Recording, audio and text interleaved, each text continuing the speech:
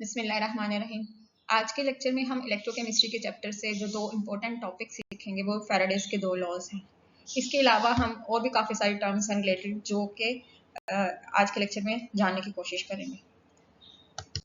तो इलेक्ट्रोकेमिस्ट्री में हमने आज जिन टॉपिक्स को डिस्कस करना है डिटेल से वो हैं conductors, electronic conductors, electrolytic conductors, Faraday's first law of electrolysis, chemical equivalent weight, Faraday's second law of electrolysis, और उससे भी पहले हम इलेक्ट्रोकेमिस्ट्री क्या है इसको सीखेंगे। इलेक्ट्रोकेमिस्ट्री बेसिकली केमिस्ट्री की एक ब्रांच है जिसके अंदर हम ऐसे प्रोसेसेस या ऐसे रिएक्शंस को देखते हैं जिसके नतीजे में हम इलेक्ट्रिसिटी प्रोड्यूस करते हैं, और इसके अलावा हम ऐसे तमाम तर रिएक्शंस को स्टडी करते हैं जिसमें या ऐसे प्रोसेसेस को जो है वो स्टडी करते हैं जिसमें इलेक्ट्रिसिटी को जब पास करवाया जाता है तो केमिकल चेंज आती है। तो इसको हम इस तरह से डिफाइन करेंगे, branch of chemistry which deals with the conversion of chemical energy into electrical energy, यानी एक केमिकल रिएक्शन होगा और वो इलेक्ट्रिसिटी को प्रोड्यूस करेगा। कैसे होगा? थ्रू ए वोल्टिक सेल, एक वोल्टिक सेल के जरिए। इसके अलावा एंड इलेक्ट्रिकल एनर्जी और इलेक्ट्रिसिटी से इनटू केमिकल एनर्जी हम कीमियाई तवानाई जो है वो हासिल करेंगे। कैसे? थ्रू इलेक्ट्रोलिटिक सेल, एक इलेक्ट्रोलिटिक सेल के जरिए। और इन दोनों चीज़ों को, दोनों तरह के रिएक्शंस को जब हम इलेक्ट्रिसिटी से केमिकल रिएक्शन जो कि नॉन स्पॉन्टेनियस उसको करवा सकें इलेक्ट्रोलिटिक सेल के अंदर, और वोल्टिक सेल के अंदर हम एक केमिकल रिएक्शन से इलेक्ट्रिसिटी प्रोड्यूस करवा सकें, इस तरह के तमाम प्रोसेसेस, इस तरह के तमाम रिएक्शंस को हम स्टडी करते हैं इलेक्ट्रोकेमिस्ट्री के अंदर। अब इसको थोड़ा सा डिटेल से और देखते हैं अभी इलेक्ट्रोकेमिस्ट्री की डेफिनेशन को कि ये इलेक्ट्रोलिटिक और वोल्टिक सेल किस तरह के होते हैं। तो सबसे पहले हमारे पास ये जो सेल है इसको हम कहेंगे कि ये ऐसा सेल है जिसमें केमिकल रिएक्शन हो रहा है और उस केमिकल रिएक्शन के नतीजे में इलेक्ट्रिसिटी प्रोड्यूस हो रही है, और इसको हम वोल्टिक सेल कहते हैं। जैसे हमारे पास ये एक बीकर है, इस बीकर के अंदर एक इलेक्ट्रोड जो है वो कॉपर का है, क्लियर, और यहाँ पे एनोड और कैथोड जो है वो डिफरेंट होंगे। जो हमारे पास ये वाला है वोल्टिक सेल, इसमें एनोड के ऊपर नेगेटिव चार्ज होता है और कैथोड के ऊपर पॉजिटिव चार्ज होता है। ठीक है, इसको हम देख लेते हैं कैसे होता है, क्यों होता है। तो सबसे पहले हम देखते हैं कि हमने एक इलेक्ट्रोड लिया है कॉपर का, क्लियर, और इसको डिप किया एक सोल्यूशन के अंदर। वो सोल्यूशन जो है वो है कॉपर 2 नाइट्रेट यानी क्यूप्रिक नाइट्रेट पर ये सोल्यूशन मुश्तमिल है, और ये दो तरह के आयन बनाएगा। पहला आयन जो है ये कॉपर आयन बनाएगा, दूसरा आयन ये नाइट्रेट आयन बनाएगा। अब ये जो आपको एक एरो नजर आ रहा है और कॉपर आयन नजर आ रहा है, ये कॉपर आयन जो है वो आयनाइजेशन के नतीजे में प्रोड्यूस नहीं हुआ। मैं अभी थोड़ी देर तक आपको एक्सप्लेन करती हूँ कि ये आयन कहाँ से आ रहा है, ठीक है। जबकि हमें ये पता होना चाहिए कि कॉपर नाइट्रेट को जब हम पानी में हिल करेंगे तो दो तरह के आयन्स प्रोड्यूस होंगे, कॉपर आयन, क्यूप्रिक आयन जिसको हम कहेंगे, क्योंकि कॉपर के ऊपर +2 चार्ज है, और साथ में नाइट्रेट आयन प्रोड्यूस होंगे, क्लियर। जबकि हम दूसरे बीकर में चलते हैं, दूसरा जो हाफ हम इसको कहते हैं कि हमारा पास हाफ सेल रिएक्शन इस साइड पे होगा, हाफ सेल रिएक्शन इस साइड पे होगा। तो दूसरी तरफ हमारा एक इलेक्ट्रोड है जो सिल्वर का बना हुआ है, और ये डिप है सिल्वर नाइट्रेट के सोल्यूशन के अंदर। उसके बाद ये हमें क्या नजर आ रहा है, ये एक सॉल्ट ब्रिज है, ये आयन को ट्रांसफर करता है। जहां पे आयन, जो आयन कम हो रहा होगा, पॉजिटिव आयन किसी साइड पे कम हो रहा हो तो ये पॉजिटिव आयन पहुंचाता है। जिस तरह इधर पॉजिटिव आयन कम हो रहे हैं तो ये पॉजिटिव आयन पहुंचाने का काम करेगा, इधर नेगेटिव आयन कम हो रहे हैं तो नेगेटिव आयन पहुंचाने का काम करेगा, क्लियर। तो ये टोटल जो सोल्यूशन है उसको बैलेंस रखता है। क्यों कम होते हैं ये भी हम थोड़ी देर में देखते हैं, क्लियर। तो सबसे पहले हम बात करते हैं कि यहाँ पे क्या हो रहा है। एनोड पे हमेशा ऑक्सीडेशन होती है, ऑक्सीडेशन है लॉस ऑफ इलेक्ट्रॉन, क्लियर। हमने अभी बात की है कि यहाँ पे जो आयंस हैं वो दो तरह के हैं, कॉपर आयंस है और नाइट्रेट आयन है। लेकिन एडिशनल आयन यहाँ पे कॉपर के प्रोड्यूस होना शुरू हो जाते हैं। किस तरह से? ये जो कॉपर है हमारे पास, कॉपर इलेक्ट्रोड है, इसके एटम को जो है वो अपने इलेक्ट्रॉन लूज करके कॉपर आयन में कन्वर्ट होना शुरू हो जाएंगे। इसी वजह से आपको ये एरो इस तरह नजर आ रहे हैं। अब ये इलेक्ट्रॉन कॉपर के इलेक्ट्रोड पे जो है वो डिपॉजिट होंगे, और डिपॉजिट होंगे उसके बाद हमने ये कोई सी वायर लगाई हुई है जिसमें से इलेक्ट्रॉन पास कर सकते हैं। वायर के थ्रू जो है यहाँ पे इलेक्ट्रॉन जाएंगे इधर इस इलेक्ट्रोड के ऊपर जो कि है सिल्वर का बना हुआ, क्लियर। अब ये इलेक्ट्रॉन जो है वो सिल्वर के आयन, जो कि सोल्यूशन के सिल्वर के आयन हैं, उनको गेन करेंगे और सिल्वर एटम में कन्वर्ट होने के बाद इसी सिल्वर के इलेक्ट्रोड की आउटर सरफेस के ऊपर डिपॉजिट होना शुरू हो जाएंगे। ठीक है, रास्ते में एक जो ये वायर है इस पे एक वोल्ट मीटर लगा हुआ है ताकि ये जान सकें कि यहाँ पे करंट प्रोड्यूस हो रहा है या नहीं हो रहा। तो पता चलता है कि 0.46 वोल्टेज का करंट यहाँ पे प्रोड्यूस हो रहा है। अब यहाँ पे सिंपल एक केमिकल रिएक्शन है जिसके नतीजे में इलेक्ट्रिसिटी प्रोड्यूस हो रही है। तो ये फर्स्ट टाइप का जो है वो रिएक्शन है जो हम इलेक्ट्रोकेमिस्ट्री में पढ़ते हैं कि जिसमें एक केमिकल रिएक्शन के नतीजे में इलेक्ट्रिसिटी प्रोड्यूस हो रही है। तो इसको थोड़ा सा और डिटेल से देख लेते हैं क्योंकि हमने आगे ये पढ़ना भी। तो सबसे पहले हमने बात की है कि यहाँ पे कॉपर नाइट्रेट के आयंस हैं, बट कॉपर नाइट्रेट के आयंस के अलावा यहाँ पे कॉपर इलेक्ट्रोड के एटम्स जो हैं, कॉपर एटम्स जो हैं वो 2 इलेक्ट्रॉन लूज करते हैं। उन 2 इलेक्ट्रॉन्स को लूज करने के नतीजे में यहाँ पे इस तरह इलेक्ट्रॉन डिपॉजिट होना शुरू हो जाएंगे। ये इलेक्ट्रॉन जो है वो मूव करते हैं इस वायर के थ्रू और इधर आ जाते हैं। अब ये वाले इलेक्ट्रॉन किस तरह से होगा कि ये कॉपर एटम है, ये कॉपर एटम इलेक्ट्रोड के हैं, ठीक है, और ये करते हैं आयंस इलेक्ट्रॉन्स लूज करते हैं। कितने इलेक्ट्रॉन लूज करते हैं? 2 इलेक्ट्रॉन लूज करेंगे और ये 2 इलेक्ट्रॉन मूव करना शुरू कर देते हैं। अब ये जो 2 इलेक्ट्रॉन है जब जाते हैं दूसरी तरफ तो 2 सिल्वर आयन क्या करते हैं, इनको गेन करते हैं। सिल्वर के ऊपर +1 चार्ज होता है एक सिल्वर के ऊपर, 2 सिल्वर एटम प्रोड्यूस हो जाते हैं। अब ये जो सिल्वर एटम है ये इसके इलेक्ट्रोड के इस आउटर सरफेस के ऊपर डिपॉजिट होना शुरू हो जाएंगे। क्लियर है? अब पहले जहां पे जब ये कॉपर एटम जो है वो कॉपर आयन में कन्वर्ट नहीं हुआ था, ठीक है, ये कॉपर एटम कॉपर आयन में कन्वर्ट नहीं हुआ था, तो सोल्यूशन में जितने कॉपर आयन थे कॉपर नाइट्रेट में उतने ही जो है वो नाइट्रेट आयन थे। लेकिन अब एक एक्स्ट्रा कॉपर आया तो पॉजिटिव चार्ज ज्यादा हो गया। ठीक है, यहाँ पे ये सिचुएशन पैदा हुई है। अब यहाँ पे सिल्वर नाइट्रेट सोल्यूशन था और यहाँ पे क्या हुआ कि एक सिल्वर या 2 सिल्वर आयन, सोल्यूशन के 2 सिल्वर आयंस जो है वो सिल्वर एटम में कन्वर्ट हो गए, तो यहाँ पे पॉजिटिव आयंस की कमी होगी।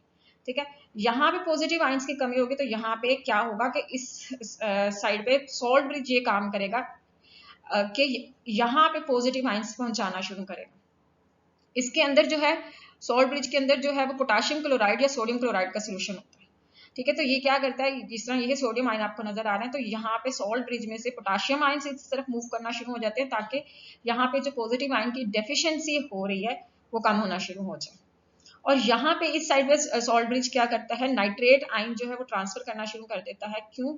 क्योंकि यहाँ पे कॉपर आयंस पॉजिटिव आयंस जो है वो ज्यादा हो रहे होते हैं, तो जिसकी वजह से जो सोल्यूशन है वो न्यूट्रल नहीं रहेगा, तो उसको न्यूट्रल करने के लिए ये नाइट्रेट आयंस जो है वो इस साइड पे ट्रांसफर करना शुरू कर देते हैं। ठीक है, इस सेल को हम वोल्टिक सेल कहते हैं। ठीक है, तो ये इलेक्ट्रिसिटी प्रोड्यूस करता है। साथ में हमारे पास एक और सेल होता है जो chemical reaction, non spontaneous chemical reaction को प्रोसीड करवाता है by the passage of electricity, और इसको इलेक्ट्रोलिटिक सेल कहते हैं। इसके एग्जांपल के तौर पे हम देखते हैं कि ये मोल्टन NaCl है। मोल्टन का मतलब होता है पिघला हुआ, फ्यूज्ड NaCl जब हम लेंगे तो उसके अंदर क्या होगा, सोडियम आयन अलग हो जाएंगे, क्लोराइड आयन अलग हो जाएंगे। अब इसमें क्या होता है कि जो सोडियम आयन होंगे बैटरी के उस इलेक्ट्रोड पे जाने की कोशिश करेंगे जिसके ऊपर नेगेटिव चार्ज हो, तो कैथोड के ऊपर नेगेटिव चार्ज होता है और जो एनोड होता है उसके ऊपर पॉजिटिव चार्ज होता है। और इसमें पॉजिटिव और नेगेटिव का क्या तरीकाकार है, हमारे पास जो इलेक्ट्रोलिटिक सेल होता है उसमें पॉजिटिव इलेक्ट्रोड के ऊपर पॉजिटिव चार्ज होता है, जबकि हमने जो पिछला सेल पढ़ा था उसके ऊपर नेगेटिव चार्ज होता है। तो उस पर क्योंकि एनोड पे हमेशा ऑक्सीडेशन होती है, ठीक है, और यहाँ पे पॉजिटिव चार्ज क्यों होता है कि ये वाला इलेक्ट्रोड जो है वो बैटरी के पॉजिटिव टर्मिनल से जुड़ा होगा, तो इस वजह से इसके ऊपर ऑटोमेटिकली पॉजिटिव चार्ज आ जाएगा, जबकि वहां पे चार्ज खुद प्रोड्यूस करवाया जाता है। लाइक हमारे पास लास्ट में जो है वो कॉपर एटम जाके क्या करते हैं, कॉपर आयन प्रोड्यूस करते हैं और 2 इलेक्ट्रॉन्स प्रोड्यूस करते हैं। उन 2 इलेक्ट्रॉन्स की प्रेजेंस की वजह से उस इलेक्ट्रोड के ऊपर नेगेटिव चार्ज आता है, इस वजह से उसको एनोड कहते हैं। एनोड का मतलब जो है एक ऐसा इलेक्ट्रोड होगा जिसके ऊपर ऑक्सीडेशन होना मस्ट है, लेकिन हमने कब जो है ना ये सीखा हुआ है कि जो एनोड होता है उसके ऊपर पॉजिटिव चार्ज होता है।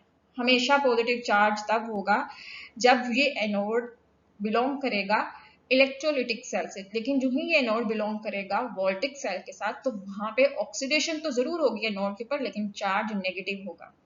ठीक है। इसी तरह से कैथोड में, इलेक्ट्रोलिटिक सेल में जो कैथोड होता है उसके ऊपर नेगेटिव चार्ज होता है, लेकिन वोल्टिक सेल का जो कैथोड होता है वहां से इलेक्ट्रॉन लूज हो रहे होते हैं और दूसरे आयंस गेन कर रहे होते हैं वहां पे, इस वजह से उसके ऊपर हमेशा पॉजिटिव चार्ज आता है। क्लियर है।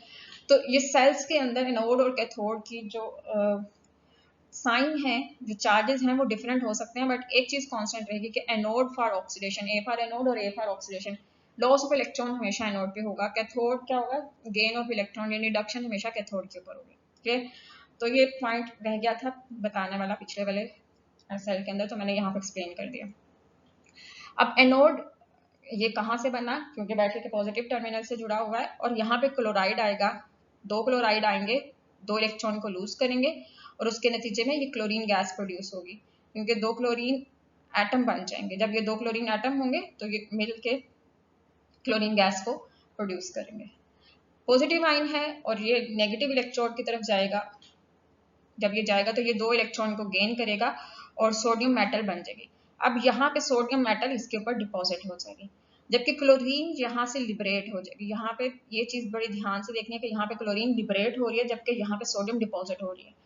तो ऐसा हो सकता है कि जो इलेक्ट्रोड है उसके ऊपर कोई भी सब्सटेंस डिपॉजिट हो जाए, ठीक है, जब वो आयन से एटम में कन्वर्ट हो, या फिर अगर वो कोई गैस हो बन रहा है सब्सटेंस प्रोडक्ट में तो वो लिबरेट हो जाएगा। तो ये 2 पॉसिबिलिटीज होती हैं इलेक्ट्रोड के ऊपर सब्सटेंस के जो है अंदर चेंज की। अब यहाँ पे हम देखते हैं कि ये एक नॉन स्पॉन्टेनियस रिएक्शन है। जब हम सोडियम क्लोराइड को मेल्ट करते हैं तो कभी भी वो सोडियम मेटल और क्लोरीन गैस के अंदर कन्वर्ट नहीं होता, ये नॉन स्पॉन्टेनियस रिएक्शन है। हमने इसको इलेक्ट्रिसिटी पास करवा कर मतलब इसमें इलेक्ट्रिसिटी पास करवा कर इसको पॉसिबल करवाया, जो कि अदरवाइज ये पॉसिबल नहीं, इरिवर्सिबल ये रिएक्शन था, तो हमने इसको मतलब ऑपोजिट डायरेक्शन में चलाया है। ठीक है, इसको हम इलेक्ट्रोलिटिक सेल कहते हैं। क्यों कहते हैं ये हम आगे जाके देखेंगे। तो यही 2 बातें थी कि हमने इलेक्ट्रोकेमिस्ट्री के अंदर ऐसे रिएक्शंस को देखना है, ऐसे प्रोसेसेस को देखना है जिसमें इलेक्ट्रिसिटी पास हो और बन जाए हमारे पास कोई एक केमिकल रिएक्शन जो कि नॉन स्पॉन्टेनियस था, वो मतलब पॉसिबल हो जाए। ठीक, नेक्स्ट जो टॉपिक हमने सीखना है वो है कंडक्टर्स। कंडक्टर्स क्या होते हैं ये हमें पता है कि कोई भी सब्सटेंस जो हीट और इलेक्ट्रिसिटी को अपने में से गुजरने देते हैं उसको कंडक्टर्स कहते हैं। लेकिन अगर हम सिर्फ सपोज बात करते हैं कंडक्टर्स की कि वो इलेक्ट्रिसिटी को पास होने देता है, तो इलेक्ट्रिसिटी पास होने के लिए जो है वो 2 पॉसिबिलिटीज होती हैं। पहले इलेक्ट्रॉन्स उसके पास फ्री हों, अगर उसके पास इलेक्ट्रॉन्स फ्री नहीं है तो उसके पास आयंस होने चाहिए। आयंस के अंदर जो है वो दोनों आ जाते हैं, पॉजिटिव एंड नेगेटिव। अगर किसी भी सब्सटेंस के पास पॉजिटिव और नेगेटिव आयंस है तभी वो उसमें कंडक्टर होने की कैपेबिलिटी होती है। अगर उसके पास इलेक्ट्रॉन्स हैं जो कि फ्री हैं तो वो भी कंडक्टर बन सकता है। ठीक है, तो on the basis of particles जिसकी वजह से वो सब्सटेंस कंडक्टर है, हम कंडक्टर्स को 2 कैटेगरीज में डिवाइड करते हैं, एक मेटल्स होते हैं और एक इलेक्ट्रोलाइट होते हैं। ठीक है, तो इन दोनों को बारी बारी देखते हैं। तो हमारे पास कंडक्टर की पहली टाइप है इलेक्ट्रॉनिक कंडक्टर्स। तो ये ऐसे कंडक्टर्स होते हैं जिसमें इलेक्ट्रिसिटी का flow due to free electrons होता है। ठीक है, ये बात हमने पहले भी देखी है कि इनमें फ्री इलेक्ट्रॉन्स मौजूद होते हैं, इस वजह से जो है ये कंडक्टर्स होते हैं। पहली बात ये। दूसरी बात ये कि जब इसमें से करंट गुजरता है तो नो चेंज, कोई किसी किस्म की ना तो फिजिकल चेंज होती है ना ही केमिकल चेंज ऐसे सब्सटेंस में होती है जिसमें से इलेक्ट्रॉन पास कर रहा हो। तो इलेक्ट्रॉनिक कंडक्टर ऐसे कंडक्टर्स होंगे जिसमें से करंट पास करता है because of free electrons, and during the passage of electricity there is no physical or chemical change taking place in them. उनके अंदर कोई केमियाई या तबीयी तब्दीली वाक़या नहीं होती। और इसके एग्जाम्पल तमाम तर मेटल्स जो हैं वो इलेक्ट्रॉनिक कंडक्टर्स के अंदर फॉल करते हैं। हम इस चैप्टर के अंदर इलेक्ट्रोकेमिस्ट्री के चैप्टर के अंदर कहीं पे भी इलेक्ट्रॉनिक कंडक्टर्स के बारे में डिटेल नहीं देखेंगे। हमारी जो सारी डिटेल जो है हम देखेंगे दूसरी टाइप ऑफ कंडक्टर के लिए है, वो क्या है, इलेक्ट्रोलिटिक कंडक्टर्स। ठीक, हमारे पास ऐसे कंडक्टर्स जो हैं उनको हम देखेंगे जिनमें से हम इलेक्ट्रिसिटी पास करवाते हैं और उनके अंदर इलेक्ट्रिसिटी पास कर क्यों होती है कि उनके अंदर फ्री आयंस मौजूद होते हैं। Free positive and negative ions की मोशन की वजह से इनके अंदर कंडक्टिविटी होती है, इनके अंदर इलेक्ट्रिसिटी पास कर सकती है। पहली बात। दूसरी बात, ये इलेक्ट्रॉनिक कंडक्टर से किस तरह से मुख्तलिफ होते हैं, दे चेंज, उनके अंदर तब्दीली वाक़या होती है, एक केमिकल रिएक्शन जो है वकूफ़ पज़ीर होना शुरू हो जाता है, जिसकी वजह से इन फ्री आयंस की मूवमेंट की वजह से कोई ना कोई कीमियाई तब्दीली वाक़या होना शुरू हो जाती है। जिस तरह अभी हमने सोडियम क्लोराइड को देखा, सोडियम आयंस मूव करते हैं तो इलेक्ट्रिसिटी तो पास करें, लेकिन सोडियम आयन जो है वो चेंज हो जाते हैं सोडियम एटम के अंदर, तो कीमियाई तब्दीली हो गई। फिर इसके अलावा हमने देखा कि क्लोराइड आयंस जो हैं वो तब्दील हो जाते हैं क्लोरीन गैस के अंदर, तो ये कीमियाई तब्दीली इनमें वकूफ़ पज़ीर हो रही है। जब भी हम करंट गुजारते हैं, ठीक है, जब भी इनमें से करंट गुजरता है तो इनमें कीमियाई तब्दीली वाक़या हो रही होती है, ठीक है।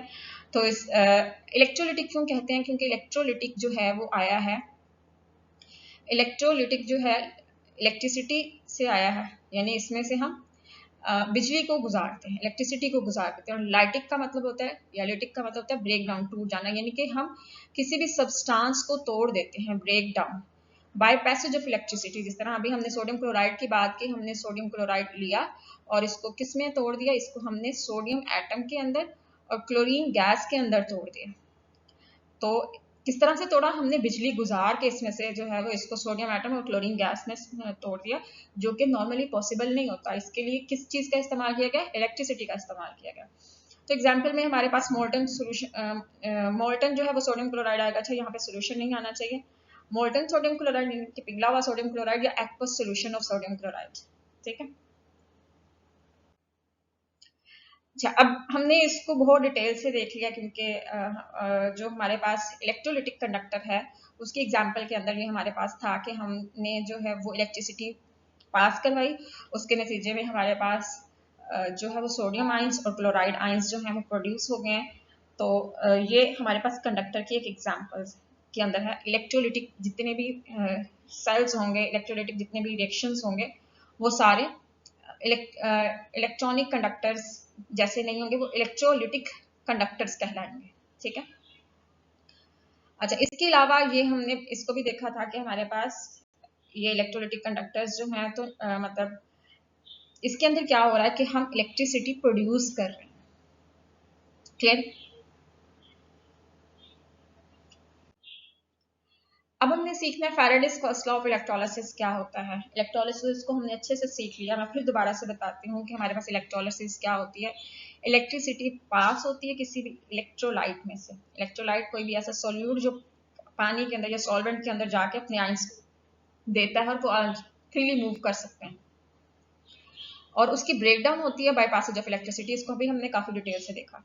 तो मैं फिर यहाँ पे एक सपोज वही वाली एग्जांपल लेती हूँ कि ये हमारा एक इलेक्ट्रोड है, और ठीक है, और ये वाला इलेक्ट्रोड जो है वो कैथोड है, यहाँ से इलेक्ट्रॉन आ रहे हैं और सोडियम आता है इधर, सोडियम के ऊपर चार्ज होता है, और सोडियम क्या करता है, सोडियम आयन इलेक्ट्रॉन गेन करता है और सोडियम एटम में तब्दील हो जाता है। अब इस बात को याद रखना, ये भी हमने पीछे अभी भी पढ़ा। फर्स्ट जो लॉ है, Faraday's first law of electrolysis, वो ये कहता है amount of a substance deposited और लिबरेटेड एट इलेक्ट्रोड। मैंने ये दोनों कंडीशंस बताई थी कि किसी भी इलेक्ट्रोड के ऊपर कैसे जो है वो कोई सब्सटेंस डिपॉजिट होता है, जिस तरह ये सोडियम है, तो जब ये सोडियम एटम में कन्वर्ट होगा तो ये आके इसी इलेक्ट्रोड के ऊपर डिपॉजिट हो जाएगा, ठीक है। और लिबरेटेड की भी बात मैंने आपको बताई थी किस तरह से, कि ये दूसरा इलेक्ट्रोड होता है जिसको हम एनोड बोलते हैं, क्लोरीन आता है, क्लोराइड आता है, दो क्लोराइड आएंगे और तब्दील हो जाएंगे वो क्लोरीन गैस के अंदर, ठीक है। ये इलेक्ट्रॉन लूज करेंगे, दो इलेक्ट्रॉन लूज करेंगे, ठीक है, ये इधर से इधर चले जाएंगे, तो ये लिबरेट हो रहे हैं, ये लिबरेट हो रहा है क्लोरीन यहाँ पे, ठीक। तो अमाउंट ऑफ सब्सटेंस डिपॉजिटेड और लिबरेटेड एट इलेक्ट्रोड, ये किसके डायरेक्टली प्रोपोर्शनल होगी, to the amount of electricity, electricity की मिकदार के बराह रास्त तनासब होगी।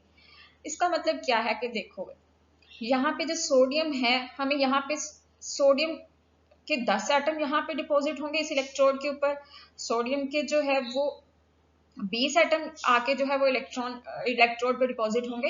वो किसके ऊपर डिपेंड कर रहा है कि अमाउंट ऑफ चार्ज कितना आ रहा है। अगर तो 20 इलेक्ट्रॉन आएंगे तो 20 सोडियम एटम बन जाएंगे, अगर 40 इलेक्ट्रॉन आएंगे तो 40 सोडियम एटम बन जाएंगे।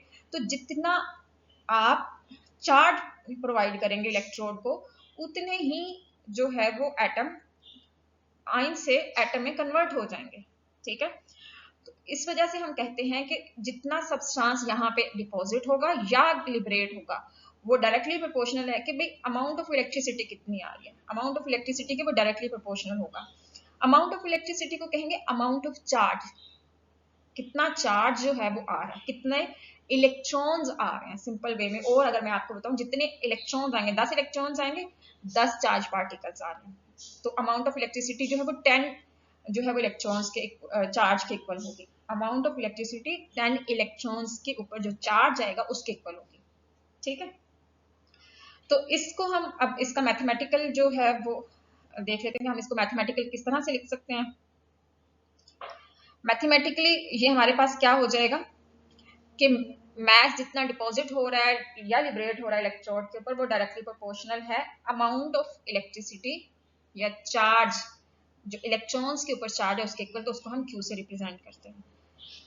अब M is equal to G Q, ये Z क्या है, Z प्रोपोर्शनैलिटी कांस्टेंट है और इस Z का एक बाकायदा नाम है और इसको अच्छे से याद रखना है, इसका नाम है इलेक्ट्रोकेमिकल इक्विवेलेंट।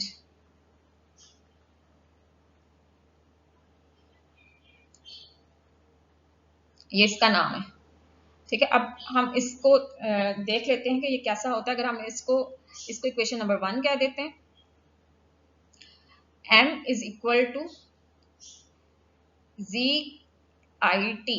अब ये आई टी के किस तरह से इक्वल है, क्योंकि जो हम यहाँ पे मैं बताती हूँ कि करंट क्या होता है, फ्लो ऑफ इलेक्ट्रॉन या flow of charge in 1 second, ठीक है, Q ओवर T होता है। तो हमने यहाँ से अगर Q की वैल्यू निकालनी है तो ये आई टी के इक्वल हो जाएगा, तो ये इक्वेशन नंबर 2 हो जाएगी।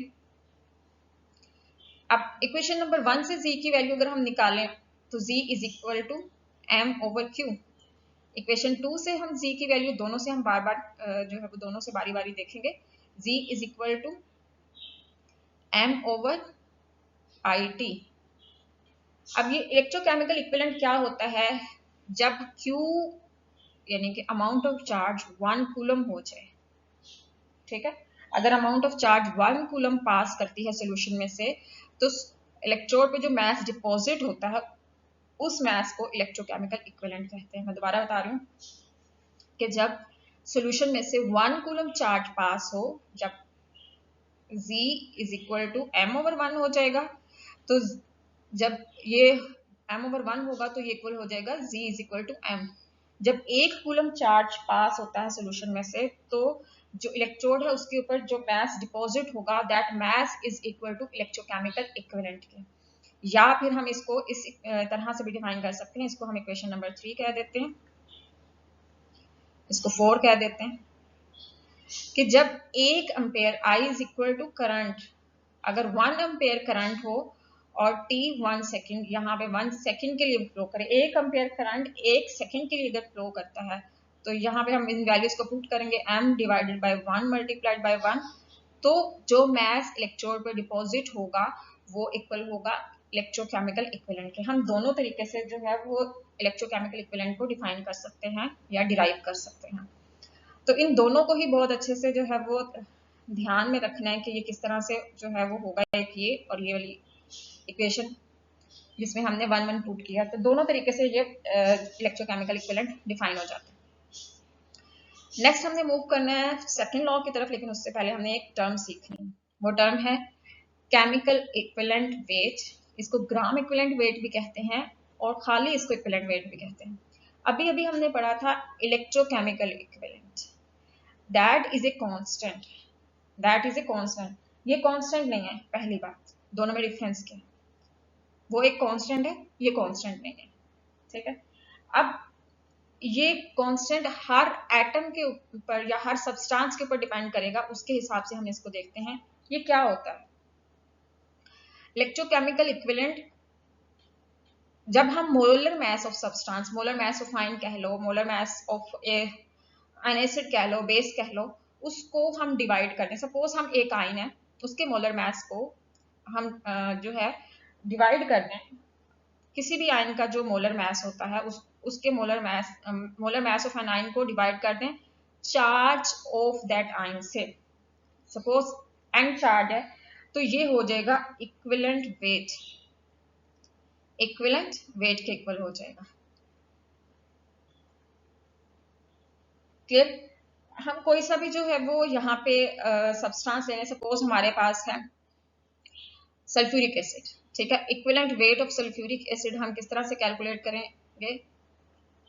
H2SO4, H2SO4 का मोलर मास विच इज 98 ग्राम, और सल्फ्यूरिक एसिड कितने हाइड्रोजन आयन प्रोवाइड कर सकता है? इक्विवेलेंट वेट जो है वो एसिड के लिए molar mass of that acid divided by number of hydrogen ions which that acid can provide. Sulphuric acid 2 hydrogen ion provide कर सकता है, तो यहाँ हम 2 से डिवाइड कर देंगे, तो ये हमारे पास 49 ग्राम आ जाएगा। इक्विवेलेंट वेट जो है वो इसी तरह से हमारे पास किसी, हमने आयन के लिए जो है वो फाइंड आउट करना हो equivalent weight of suppose aluminium कर लेते हैं, तो मोलर मास ऑफ एल्यूमिनियम होता है 27।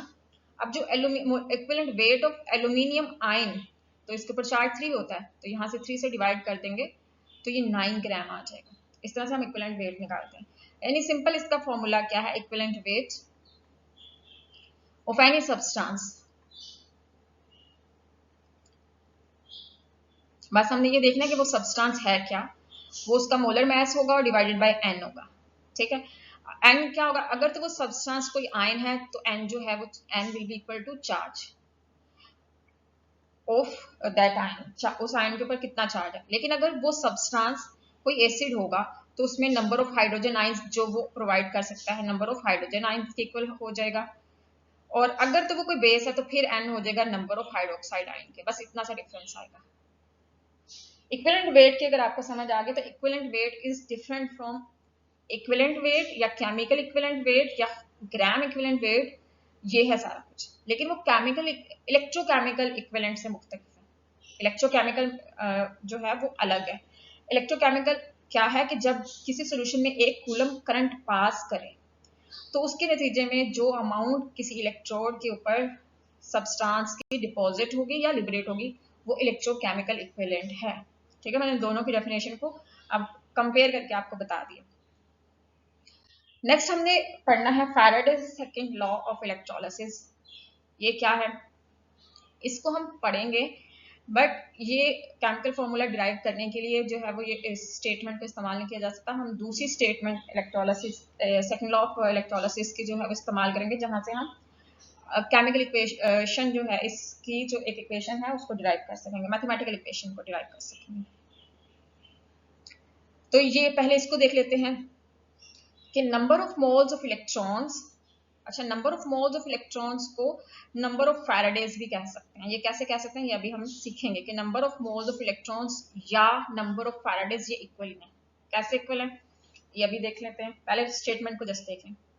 For 1 mole of an ion deposit, ठीक है, डेपोजिशन ऑन इलेक्ट्रोड, ये डिपॉजिट आप इसको कर लीजिएगा, डिपॉजिटेड ऑन इलेक्ट्रोड, जो इलेक्ट्रोड के ऊपर अगर 1 मोल किसी भी आयन का इलेक्ट्रोड पे डिपॉजिट हो रहा होगा तो उसको डिपॉजिट करने के लिए कितने इलेक्ट्रॉन्स चाहिए होंगे, कितने मोल्स ऑफ इलेक्ट्रॉन्स चाहिए होंगे या कितने नंबर ऑफ फैराडेज चाहिए होंगे, that will be equal to number of charge present on that ion. उस आयन के ऊपर चार्ज कितना होगा उसके बराबर होगा। क्लियर? लाइक अभी हमने एल्यूमिनियम की बात की, ठीक है, तो एल्यूमिनियम के 27 ग्राम होते हैं equal to 1 mole.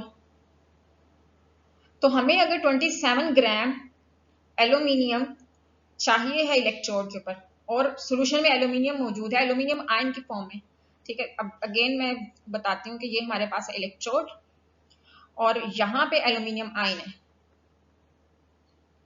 Aluminium ion क्या करेगा, इधर जाएगा और यहां से इलेक्ट्रॉन जो है वो लेगा। अब कितने मोल इलेक्ट्रॉन्स के लेगा ताकि ये एल्यूमिनियम एटम जो है वो बन सके 1 मोल। 1 मोल ऑफ एल्यूमिनियम एटम जो है वो 27 ग्राम ऑफ एल्यूमिनियम के बराबर होंगे, ठीक है।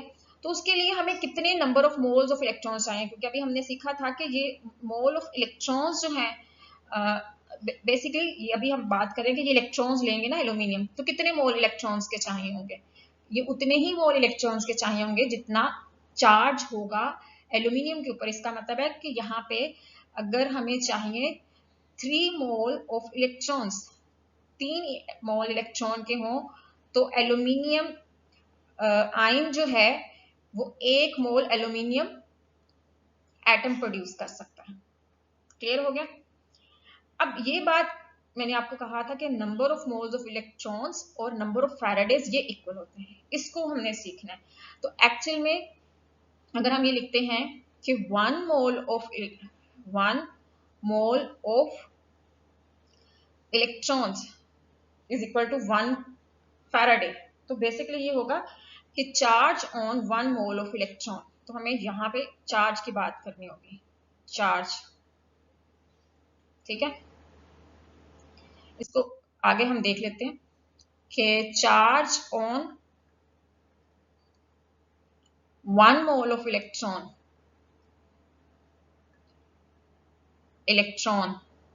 ठीक है, is equal to 1 faraday. 1 faraday. अब हमने ये देखना है कि एक इलेक्ट्रॉन के ऊपर चार्ज कितना होगा। इसको हम डिराइव करेंगे अभी किस तरह से। Charge on 1 electron,